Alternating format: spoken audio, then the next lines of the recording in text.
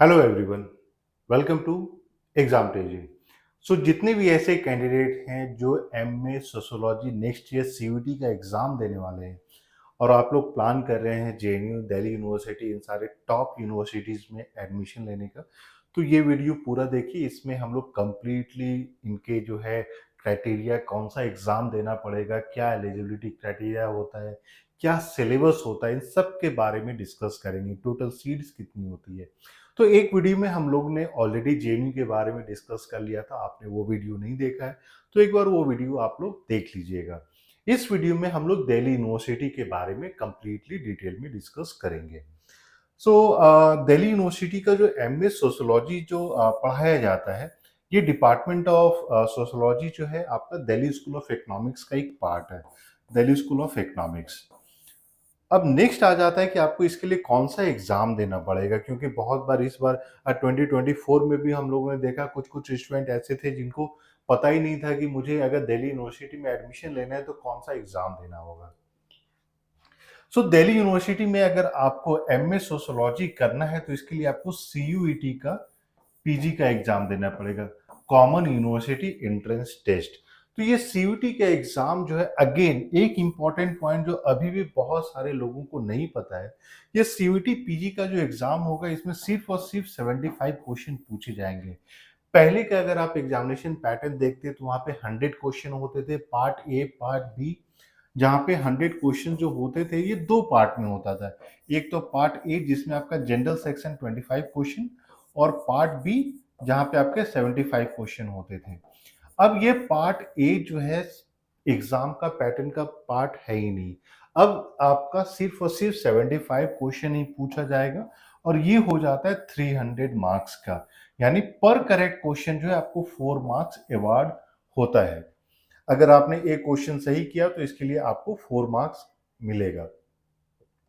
दूसरा यहाँ पे इम्पोर्टेंट चीज़ जो देखने वाली बात है कि बहुत सारे स्टूडेंट का ये भी क्वेश्चन है कि सर नेगेटिव मार्किंग है या नहीं है, क्योंकि लोगों को लगता है कि जब नहीं आ रहा है तो सारा कुछ टिक लगा देना चाहिए। तो यहाँ पे नेगेटिव मार्किंग जो ये -1 है, यानी आपने अगर सही किया तो 4 मार्क्स, अगर सही नहीं किया तो 1 मार्क्स आपका डिडक्ट हो जाएगा। तो इस चीज़ को ध्यान में रखना है। 75 क्वेश्चन, और ये 75 क्वेश्चन सिर्फ और सिर्फ सोशियोलॉजी से पूछे जाएंगे, सिर्फ और सिर्फ सोशियोलॉजी से। इसमें बाकी आपका कोई general aptitude, quantitative aptitude, reasoning, general knowledge, general awareness, ये सब नहीं होता है। सिर्फ और सिर्फ सोशियोलॉजी के 75 क्वेश्चन, यानी डोमेन स्पेसिफिक क्वेश्चन पूछे जाएंगे। किस तरीके के क्वेश्चन पूछे जाते हैं इसके लिए आपको पास्ट पेपर देखना पड़ेगा।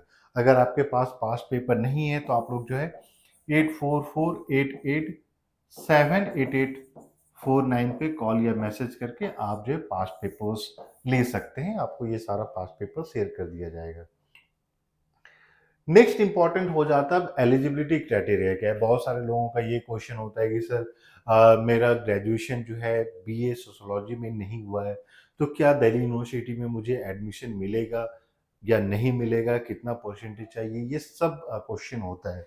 यहाँ पे आप देखिएगा तो जितने भी दिल्ली यूनिवर्सिटी में एमए सोशियोलॉजी के लिए एडमिशन होता है, तो यहाँ इन लोगों ने 2 डिफरेंट क्राइटेरिया रखा है।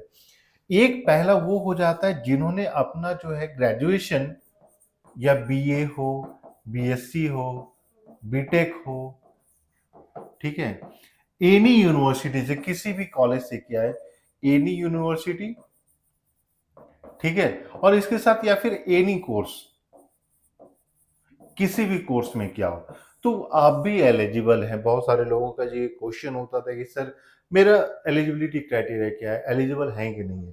तो इसीलिए यहाँ पे आप देखिएगा तो सिंपल लिख दिया है, bachelor's degree from recognised university. यहाँ पे कोई परसेंटेज की बात नहीं की गई है कि आपको कितना परसेंटेज चाहिए। क्यों? क्योंकि ये जो आप चीज़ देख रहे हैं, ये आपका दिल्ली यूनिवर्सिटी के प्रोस्पेक्टस से ही लिया गया और सेम चीज़ आपको डिपार्टमेंट ऑफ सोशियोलॉजी पे भी एलिजिबिलिटी क्राइटेरिया देखने को मिलेगा। अभी भी आपको लगता है कि नहीं इसमें कोई मिस्टेक है तो आप जाके वेरीफाई कर लीजिए। क्यों? क्योंकि ये 100% करेक्ट है। ठीक है? दूसरा जो हो जाता है आपका 2A BA honours from sociology from Delhi university. दूसरा क्या है, जिन्होंने बीए ऑनर्स किया है और वो भी सोशियोलॉजी में, और वो भी ड्यू से। अब ये आप बोलिएगा सर एक तो इसमें ऑलरेडी ये पार्ट कवर अप हो रहा है, तो दो अलग अलग एलिजिबिलिटी क्राइटेरिया रखने का क्या जरूरत था।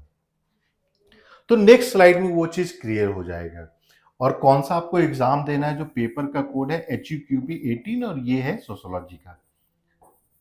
ये आपका सोशोलॉजी का HUQP 18 का कोड है, ठीक है। तो ये चीज क्लियर हो गया। अब नेक्स्ट देखते हैं यहाँ पे टोटल सीट्स। तो यहाँ पे टोटल सीट्स से आपको जो है क्लियर हो जाएगा।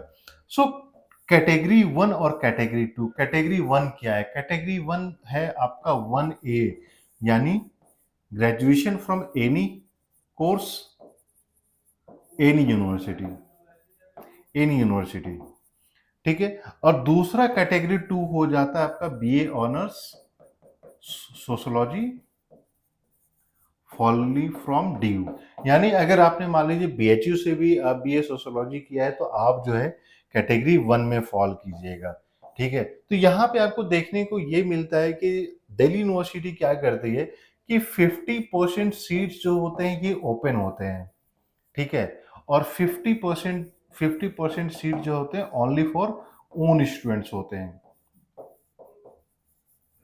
ओन स्टूडेंट्स के लिए होता है। यानी आप यहाँ पे सीट पे देखिएगा तो बाकी कोर्सेज जैसे हिस्ट्री, पॉलिटिकल साइंस, वहाँ पे बहुत ज़्यादा सीट्स होते हैं। लेकिन अगर आप दिल्ली यूनिवर्सिटी MS सोशोलॉजी की बात करते हैं तो सीट्स बहुत ही लिमिटेड हो जाती है। अगर हम ओपन कैटेगरी की बात करते हैं तो अनरिजर्व कैटेगरी में सिर्फ 23 सीट्स हो जाते हैं। ये आपका UR का हो गया अनरिजर्व कैटेगरी। वहीं शेड्यूल कास्ट की बात करते हैं तो 8 सीट हो गया, शेड्यूल ट्राइब की बात करते हैं तो 4 सीट हो गया। OBC के लिए टोटल 14 सीट्स हो जाता है और वहीं EWS कैटेगरी के लिए आपका जो है 5 सीट्स हो जाता है। तो ये आपका टोटल नंबर ऑफ सीट्स है और इसी को आप जो है फिर उधर भी चेंज कर सकते हैं। तो जो दिल्ली यूनिवर्सिटी से जिन्होंने ग्रेजुएशन किया है तो अनरिजर्व कैटेगरी में 22 सीट्स है, शेड्यूल कास्ट में 8 सीट हैं, शेड्यूल ट्राइब में 4 सीट है, OBC की बात करते हैं तो 15 और EWS की बात करते हैं तो 5 सीट्स है। इसीलिए जैसे हम लोगों ने यहाँ पे देखा था दो अलग अलग जो एलिजिबिलिटी क्राइटेरिया है, तो जो दिल्ली यूनिवर्सिटी के अपने स्टूडेंट्स होते हैं 50% सीट्स उनके लिए होती है और 50% फिर ओपन कैटेगरी हो जाती है। तो ये चीज़ हम लोगों ने और भी सेंट्रल यूनिवर्सिटीज़ में देखा है जहाँ पे दो अलग अलग क्राइटेरिया होता है, दो अलग अलग आप बोल सकते हैं कि पॉलिसी जहाँ पे उन लोगों ने अपने स्टूडेंट्स के लिए, और सेम चीज़ आपको BHU में भी देखने को मिलता है। हाँ, अच्छी बात ये है कि JNU में कोई भी ओपन कैटेगरी या सेल्फ स्टूडेंट्स के लिए नहीं है। वहाँ पे जो भी सीट्स है वो सबके लिए अवेलेबल है। इसीलिए हर एक स्टूडेंट का पहला जो चॉइस होता है कि मुझे जो है JNU जाना है। अब नेक्स्ट आ जाती है प्रिपरेशन कैसे किया जाए, क्योंकि बहुत सारे आप यहाँ पे देखिएगा तो कंपटीशन बहुत ज़्यादा है।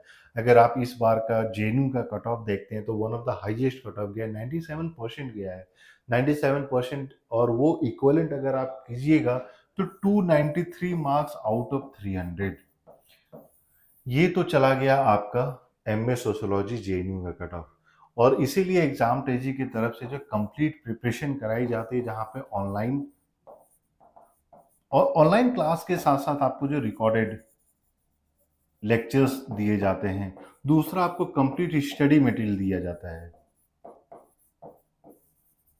कंप्लीट स्टडी मटेरियल इसलिए क्योंकि आप अगर CUET के सिलेबस को देखते हैं तो कौन से बुक से क्या पढ़ना चाहिए वो एक बहुत बड़ा टाइम कंज्यूमिंग होता है। तो एग्जाम टेजी ने क्या किया कि पिछले अलग अलग यूनिवर्सिटीज के क्वेश्चन पेपर उन सबको कंपाइल करके CUET के पेपर्स को कंपाइल करके एक ब्रॉड थीमेटिक एरियाज डेवलप किया और उसके बेसिस पे फिर हम लोगों ने ये पूरा स्टडी मटेरियल प्रिपेयर किया है। इसके साथ आ जाता है आपका topic wise question bank. For example socialisation, तो सोशलाइजेशन अपने आप में एक बड़ा टॉपिक है तो उसके लिए 50 क्वेश्चन। आप स्ट्रैटिफिकेशन की बात करते हैं, कंट्रोल्स की बात करते हैं, फैमिली है, मैरिज है, तो हर एक के लिए 50 क्वेश्चन। और जब आप ये क्वेश्चन पेपर सॉल्व करते हैं तो आपको वो कॉन्सेप्चुअल क्लियरिटी भी मिलता है और फिर इसके बाद आपका कोई भी टॉपिक छूट नहीं जाता है। फोर्थ में आ जाता है आपका मॉक्स।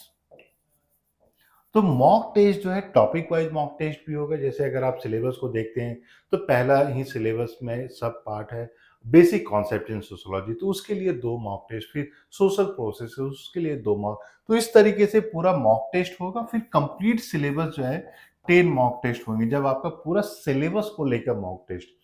इसके बाद जो है फिर आपका आ जाता है टेस्ट सीरीज। तो टेस्ट सीरीज यहाँ पे आपको 20 टेस्ट सीरीज प्रोवाइड किए जाएंगे और ये भी कंप्लीट सिलेबस टेस्ट सीरीज होते हैं।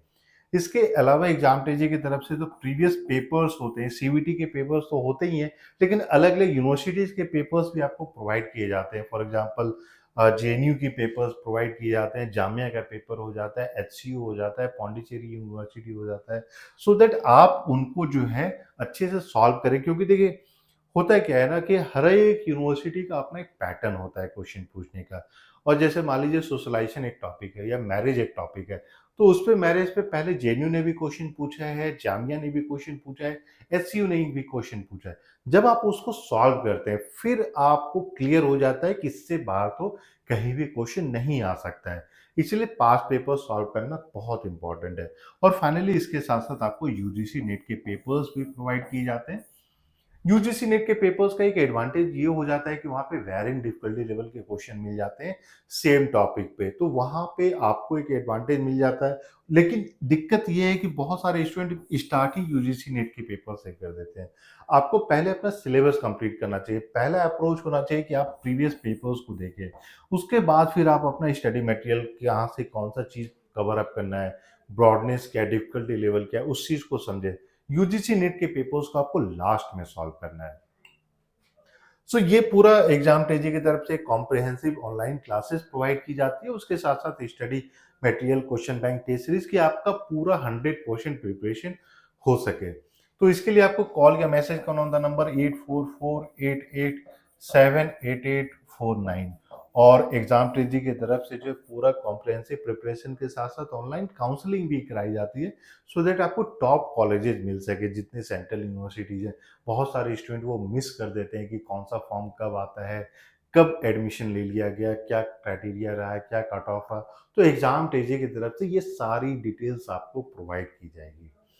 तो ये प्रिपरेशन तो करा ही जाता है, लेकिन इसके साथ साथ आपको कंप्लीट काउंसलिंग भी प्रोवाइड की जाएगी। सो अगर आपने अभी तक प्रिपरेशन स्टार्ट नहीं किया है और आप प्लान कर रहे हैं प्रिपरेशन करने का, या फिर आपने स्टार्ट कर दिया है लेकिन ये नहीं पता चल रहा है कि कैसे प्रिपरेशन करना है, क्या पढ़ना है, क्या चीज़ नहीं पढ़ना है, तो फटाफट आप एग्जाम पेजी पे कॉल या मैसेज कीजिए और आपको सारा कंप्लीट इन्फॉर्मेशन दिया जाएगा। इसके साथ इसके अलावा भी आपके पास कोई भी क्वेरी है, क्वेश्चन है, तो आप कॉल या मैसेज करके पूछ सकते हैं। अगर आप न्यू है चैनल पे तो प्लीज़ चैनल को सब्सक्राइब कर लें और नोटिफिकेशन बेल भी दबा लें, सो दैट जितने भी इंपॉर्टेंट अपडेट्स होते हैं वो सारा अपडेट आपको मिलता रहे। और वीडियो पसंद आया तो प्लीज़ वीडियो को भी लाइक कर दें। So thank you and we wish you all the very best.